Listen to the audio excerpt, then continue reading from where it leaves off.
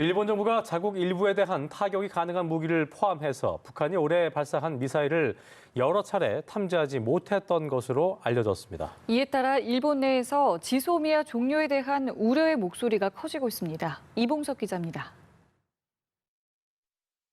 북한은 올해 들어 단거리 미사일을 포함한 발사체를 10차례 발사했습니다. 탐지에 성공한 한국군과 달리 일본 정부는 지난 5월부터 최근까지 여러 차례 발사 후 궤도를 탐지하지 못했다고 교도통신이 복수의 관계자의 말을 인용해 보도했습니다. 대부분 60km 이하의 낮은 고도로 비행한 데다 하강 단계에서 급상승하는 등 변칙 비행을 했기 때문입니다. 고다요지 전 해상자위대 자위함대 사령관은 일본이 탐지하지 못했다면 한국이 정보를 제공하지 않았을 가능성도 있다고 말했습니다.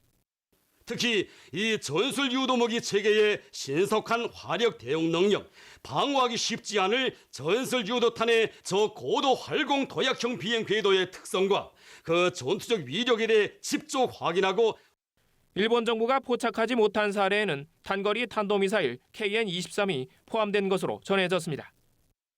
외형이 러시아 이스칸데르 미사일과 닮은 KN-23은 일본 일부를 타격할 수 있는 사거리를 가진 것으로 전해집니다. 교도의 보도가 사실이라면 일본 정부가 조기에 피난 경보를 발령하는 등의 대응이 힘들어지는 겁니다. 교도통신은 한일 군사정보보호협정 지소미아가 오는 11월 종료될 경우 대응에 어려움이 가중될 것으로 우려하면서 일본 정부가 한미양국과 연대를 강화할 필요가 있다고 지적했습니다. 연합뉴스 이봉석입니다.